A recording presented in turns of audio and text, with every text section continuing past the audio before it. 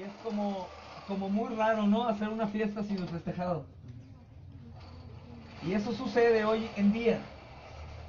No nos vamos a meter en las fechas y todo eso, pero el día que se le festeja a Cristo es un día que Cristo no está en la casa. Y eso es terrible. Los ojos están en todos lados menos en ello, ni tampoco en lo que yo debo de hacer y debo de recordar que es la Navidad. Quisiera que participáramos todos para que se les quite así como la vergüenza. ¿Quién me podría ayudar diciéndome, no quiero sabios hoy, ¿ok? Quiero inocentes. Diciéndome qué te trae a ti o qué piensas acerca de la Navidad. ¿Qué se te viene a la cabeza? André. Nacimiento de Jesús. Nacimiento de Jesús. ¿Qué más, Nicole? ¿Qué más? La cena navideña. Cena navideña. ¿Qué más? Al niñito Dios, sí, que ya no es niñito. Que es cuando nació el Salvador. ¿Cuándo nace el Salvador? ¿Qué más? ¿Quién más? La reunión familiar. Reunión familiar. ¿Qué más te imaginas? ¿Luces? ¿Árbol de Navidad? ¿Y te imaginas pues la cena, obviamente? Los regalos, ¿a poco no? Los regalos.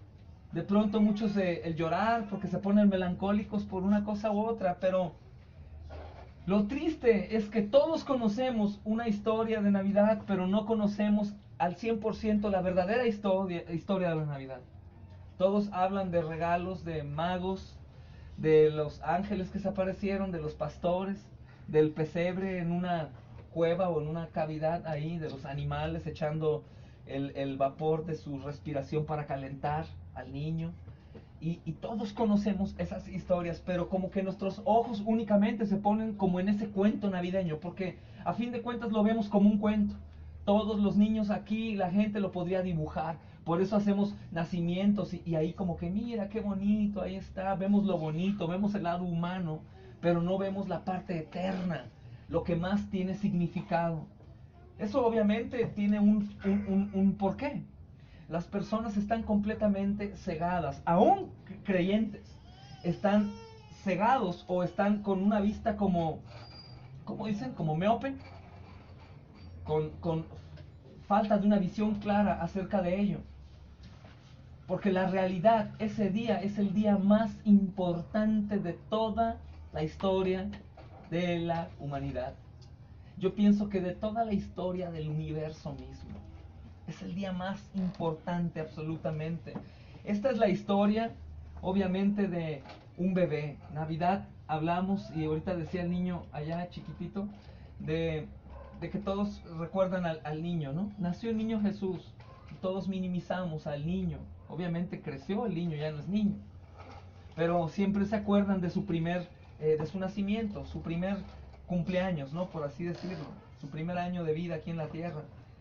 Y casi todo el mundo sabe del nombre de Jesús. Hay algunos que no conocen. Si tú no sabías, hay partes en el mundo en donde hay gente que no conoce el nombre de Jesús, de Cristo. Pues no sabe ni quién es Cristo. ¿Cómo? ¿Quién es? O muchos piensan, ya sabes, que es un profeta o un maestro y eso. Pero creo que en México, al menos en las ciudades y donde hay un poquito civilización, ya se conoce de Jesús. Pero no como la persona de Cristo, la importancia de Jesús.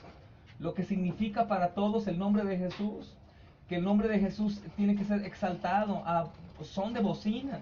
Los vecinos, la gente que anda ahí tiene que escuchar Jesús y tiene que sentir algo en su corazón.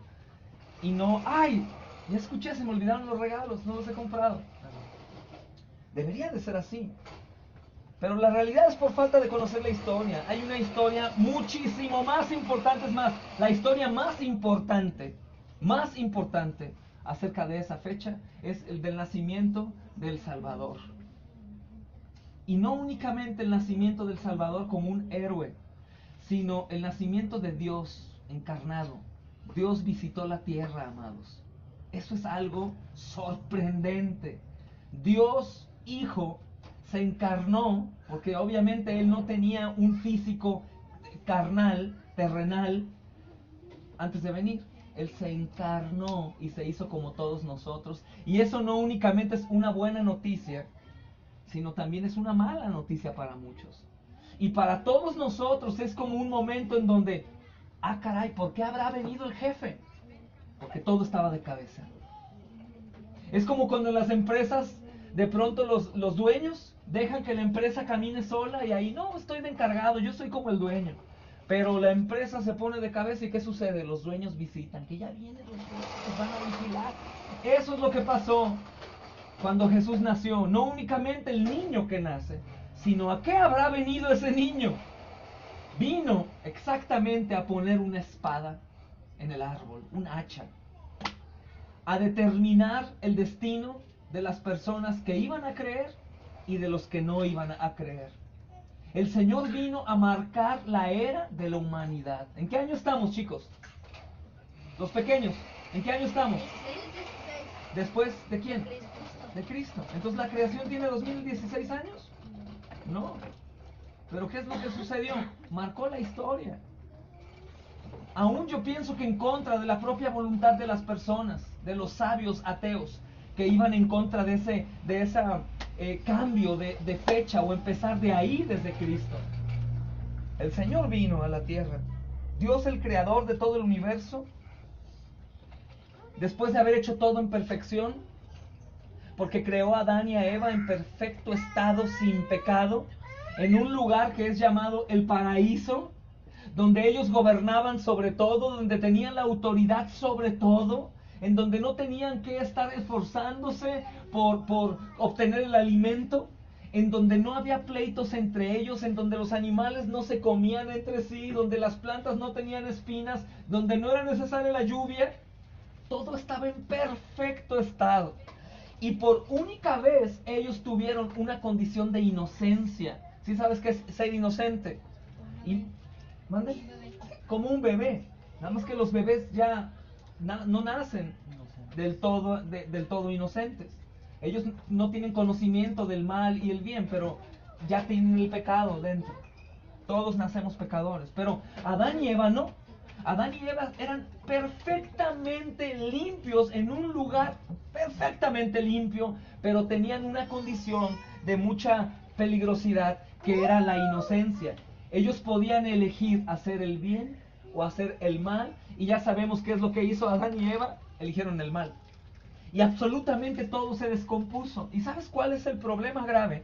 Que catapultaron o llevaron a toda la humanidad hacia la muerte.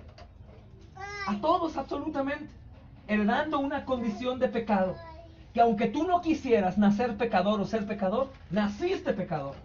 Todas las personas. La Biblia dice, por cuanto todos pecaron, ¿qué? Fueron destituidos de la gloria de Dios. Pero ¿quiénes son todos? Mis vecinos de aquí a un lado, los de enfrente, los niños que parece que son buenos, que no hacen ni matan a un pajarito. Todos son pecadores. ¿Y la paga del pecado qué es? Muerte. A ver, entonces, si yo no mato, si yo no robo, si yo no adultero, si yo a lo mejor no estoy golpeando a nadie, ¿de todas maneras me voy al infierno sin Jesús? De todas maneras corres al infierno, porque todos son pecadores y no hay uno que se pueda salvar a sí mismo. Entonces el problema radica en los atributos de Dios. Dios es un Dios amoroso, amén. Dios es un Dios misericordioso, amén. Pero Dios es un Dios santo también. Y Dios es un Dios justo también. Ese es el problema.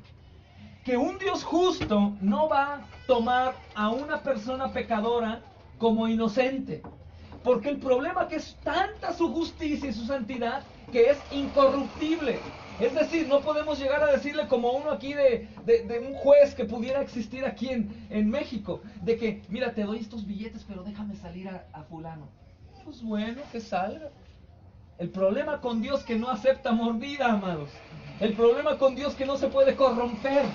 El problema que Dios no va a cambiar de opinión porque es amoroso. Dios, si tú eres amoroso, ya sé que he sido un borracho, ya sé que he sido un mentiroso, un golpeador, un ladrón, pero tú, Dios, eres amoroso. Perdóname, tú eres un Dios amoroso. Dios va a decir, sí, soy un Dios amoroso, pero soy un Dios justo. Y como soy justo, tienes que pagar por tu pecado. Pero Señor, yo no he matado, yo no he robado.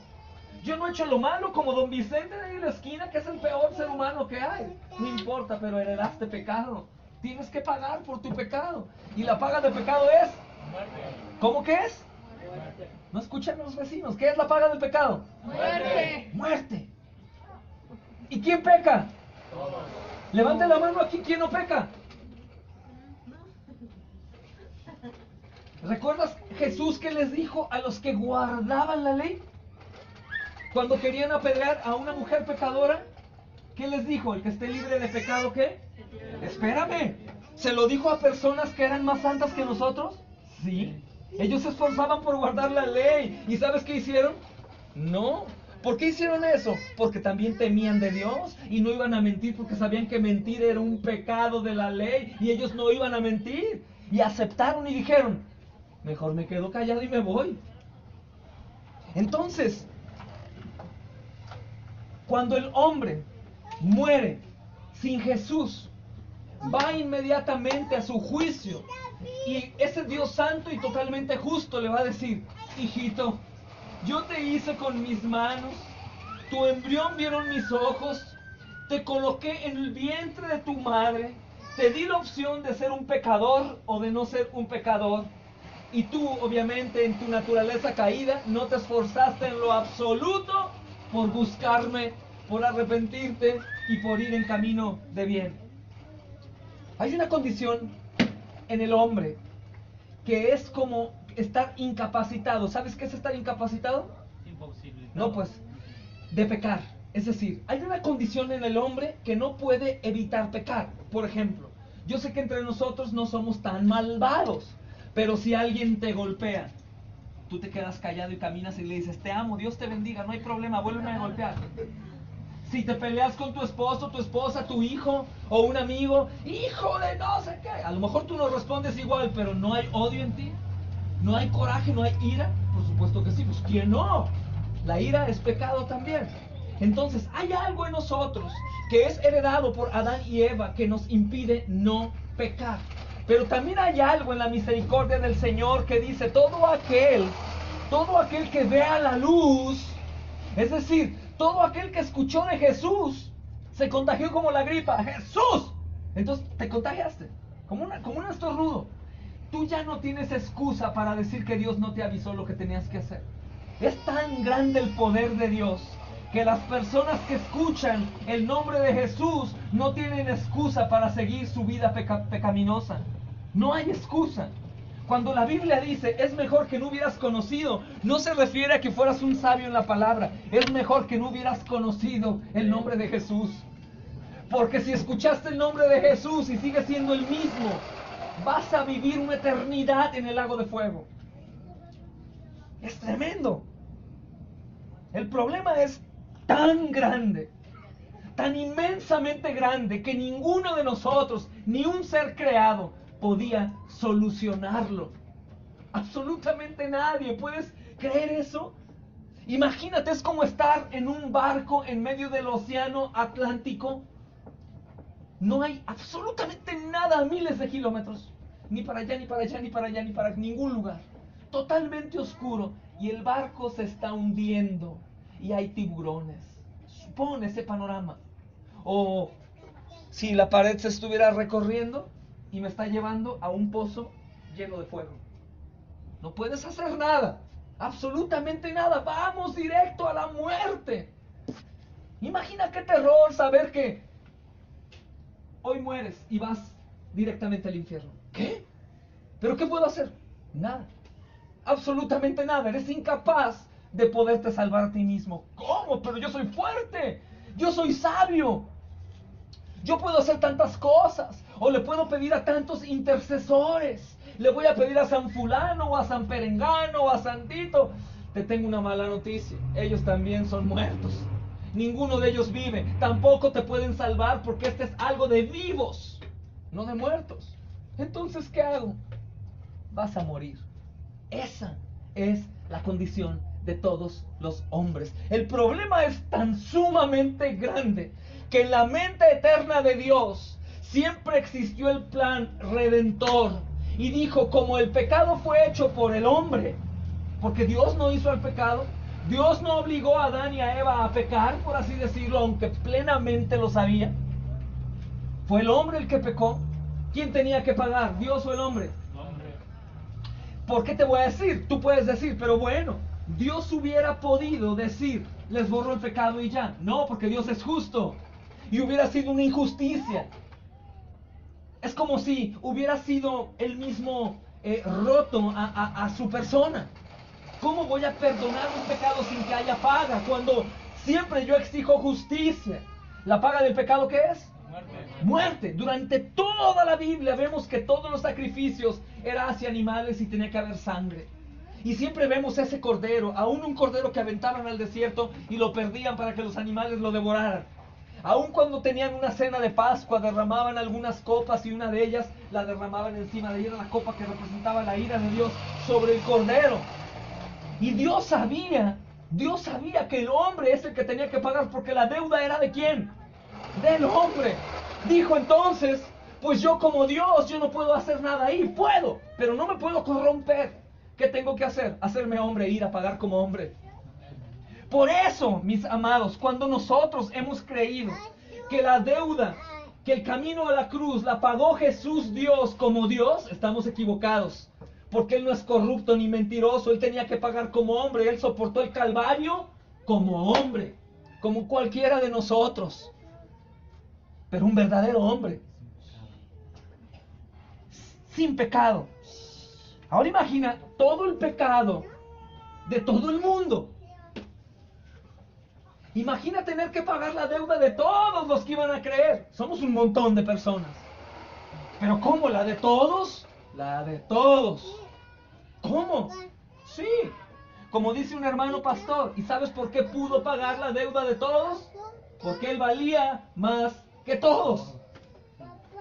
Pero imagina que un hombre santo como Jesús, que nunca conoció pecado, que sufrió desde el nacimiento de su madre María, a quien amamos, por supuesto.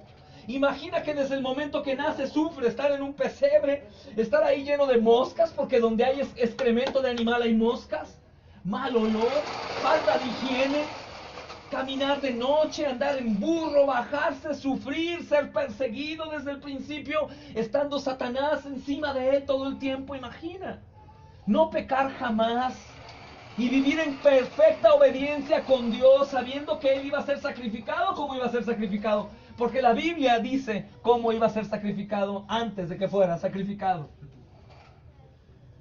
Imagina a nuestro amado Jesús. Claro que no podemos decir pobre Jesús. Es multimillonario, mi Señor. No en dinero, sino en espíritu y en poder.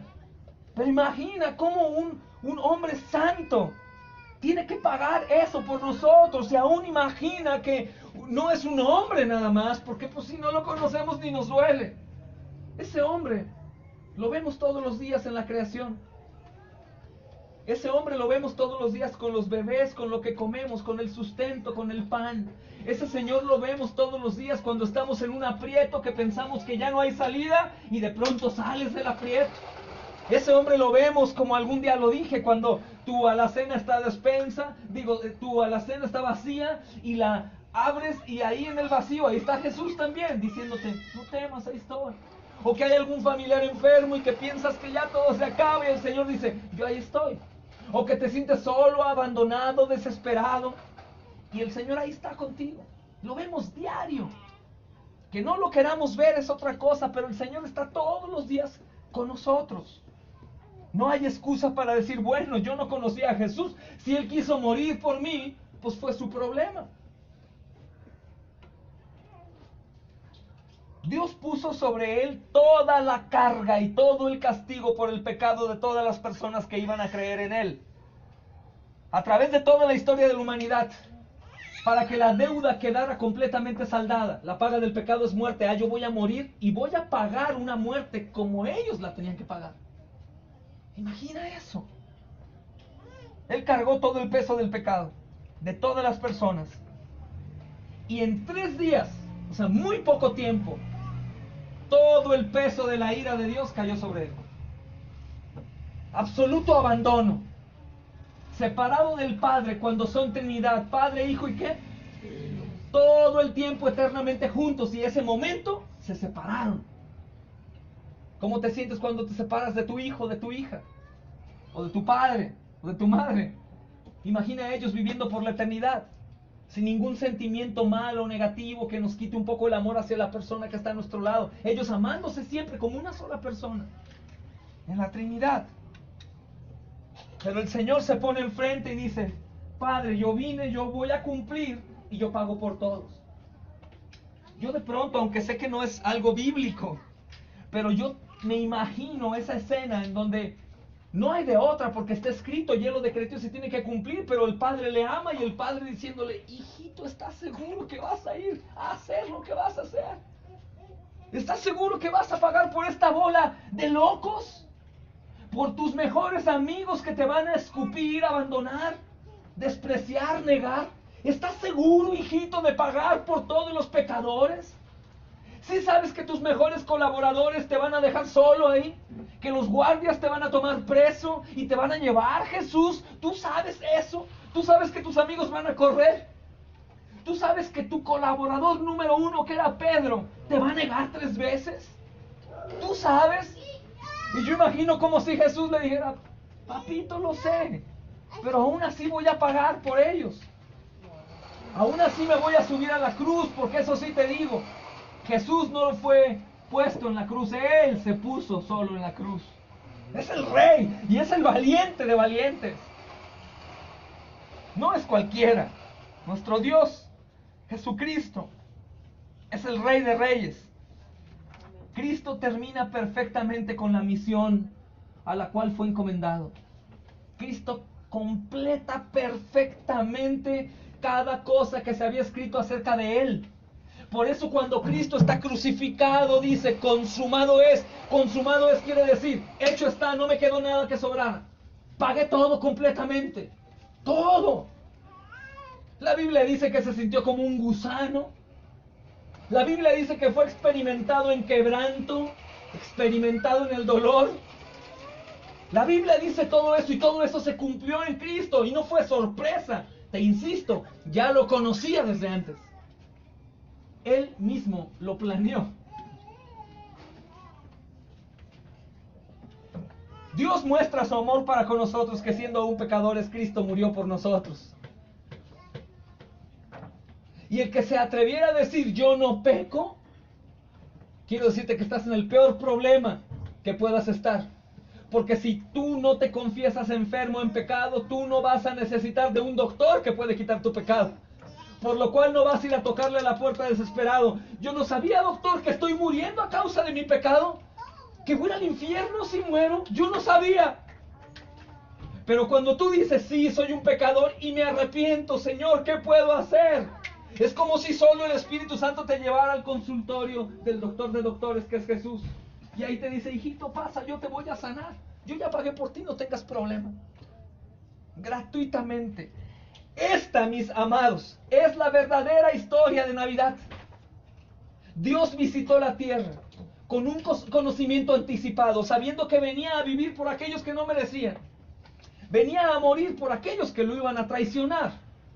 Aún los creyentes que le seguimos, día con día lo seguimos traicionando. Aún así el Señor nos ama incondicionalmente. Pero ¿de qué se trata entonces la Navidad? De Jesús. ¿Y por qué el Señor en su soberanía permite que se festeje un día que Él no instituyó en la Biblia? Porque ¿estás de acuerdo que Él lo podría borrar de nuestras mentes? ¿Por qué lo permite? Porque quiere que renueves tu entendimiento y pongas tus ojos en Cristo y digas: Rey bendito, veniste por mí. Señor amado, viniste a morir por mí y por mi familia. Y yo no lo merecía, Señor. ¿Cómo no adorarte? ¿Cómo no festejarte? Pero no a los demás, sino a ti. En lugar de estar dándonos regalos, que no es malo, está bien, es un momento de felicidad, deberíamos de regalarnos nosotros a Él. Señor, tómame, soy un regalo muy feo, muy imperfecto, pero tómame. Tómame, haz de mí lo que tú quieras, Señor. Esta época de Navidad, sabiendo esto, es para ver: Señor, tú moriste por mí. Yo creo que no muero por ti porque no tengo tanto valor como tú, pero ¿qué quieres que haga? Quiero que ames el nombre de Dios sobre todas las cosas. Quiero que ames a tu prójimo como a ti mismo. Quiero que perdones también. Quiero que pidas perdón. Quiero que bendigas al que te maldice. Quiero que ames al que no te ama. Quiero que te limpies de esos pensamientos que tú tienes ahí de suciedad cuando Cristo ya los llevó todos en la cruz. Es como decir, ay, me quito estas costras, ya son costras, ya no son heridas. Cristo llevó absolutamente todo en la cruz del Calvario y nosotros cargamos un peso de muerto. Traemos un muerto atrás, porque todo eso ya lo llevó Jesús. Quítate el muerto y déjalo ahí ya. Deja que Jesús cumpla su misión en ti. Festeja al Señor Jesucristo porque Él lo merece. Festejemos a Cristo no únicamente un día, todos los días. Pero si ese día tu corazón está dispuesto, pues ese día haz las paces con los demás. Comprométete a amarlos sobre todas las cosas. A que no te avergüences de decir, Cristo vive en mí.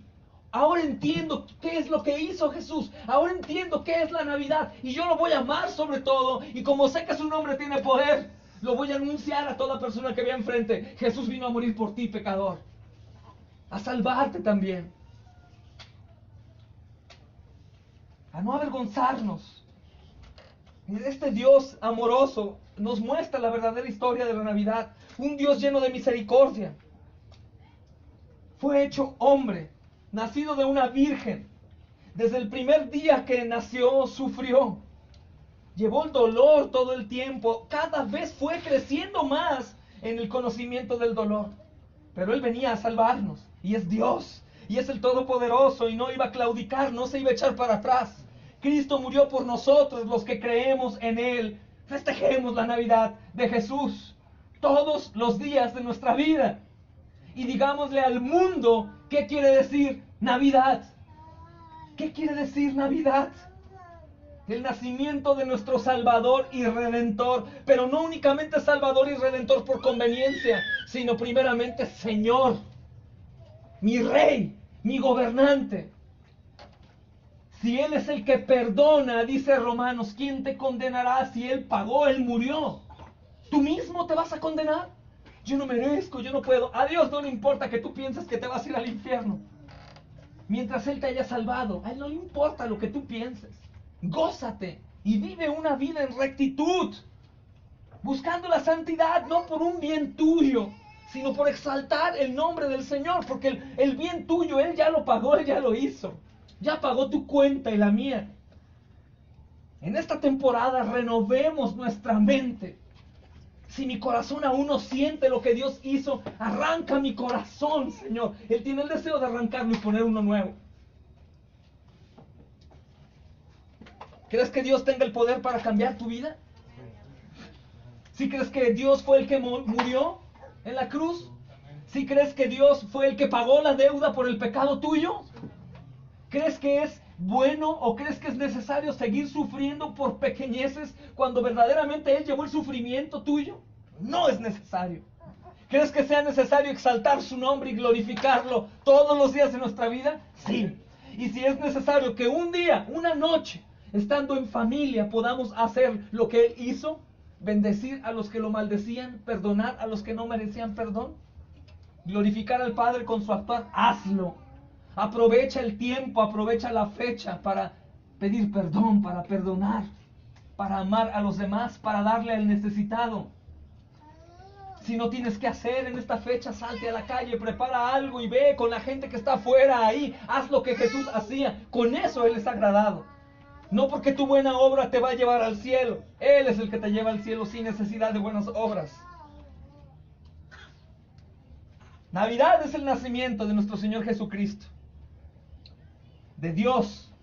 Dios visitó la tierra, amados, hace más de 2000 años, poco tiempo. ¿Tú crees en eso? Sí. ¿Y tú conoces a ese Señor?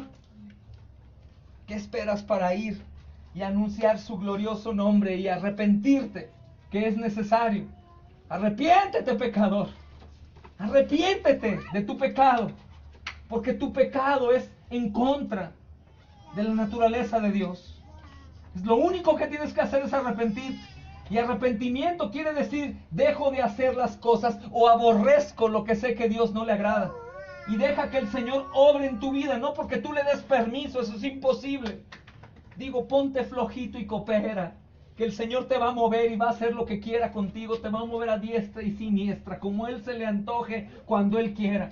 Pero te aseguro que si estás dentro de su plan, su voluntad es buena, agradable y perfecta, aun cuando mis ojos físicos vean lo contrario, aun cuando estés en un terreno hostil, aun cuando pases necesidad o enfermedad o dolor por alguna muerte o cualquier panorama que haya. Eso ya no es para nosotros nada, porque lo máximo, el regalo más grande ya fue puesto en la cruz del Calvario. Ya nos dio todo lo demás, asegurada la vida eterna. Esto es temporal. Así que ¿cómo no festejar la Navidad si el Salvador vino? Y te invito a que leas un texto que todos conocemos, pero vale la pena que lo leamos juntos. Isaías 9:6. Y Tony, que tiene voz fuerte, ¿lo puedes leer, Tony? Por favor, hermano. Y subráyalo. Y tenlo ahí en tu mente todos los días y anúncialo. Esto es Antiguo Testamento, es el anuncio de lo que iba a pasar. Isaías 9:6, en nombre del Señor. Porque un niño nos es nacido, hijo nos es dado, y el principado sobre su hombro, y se llamará su nombre Admirable, Consejero, Dios fuerte, Padre eterno, Príncipe de paz. Ese es nuestro Señor. Eso es el anuncio de la Navidad. Él es la Navidad. Él es la Navidad.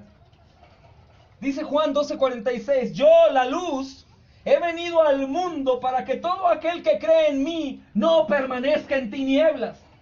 No permanezcas en tinieblas. Ve a la luz que es Jesús. No vayas a la figura, a la cruz, el crucifijo con el monito ahí. Él no es Jesús. Jesús está en cualquier lugar, en todo tiempo, y puedes hablar con Él como hablas con tu mejor amigo. Y Él te escucha en todo tiempo. Es Dios. ¿Tú crees que Dios esté imposibilitado de algo? No. Todopoderoso. Todopoderoso. Ese es el Dios que anunciamos esta Navidad y todas las demás. Pero te invito a que festejes Navidad todos los días desde hoy, aunque hoy no sea Nochebuena y 25, todos los días desde hoy. Brinca y cántale y anuncia que ha venido el Salvador a rescatarnos del pecado, de la muerte en el infierno por la eternidad. Gloria al Rey de Reyes. Amén. Vamos a orar.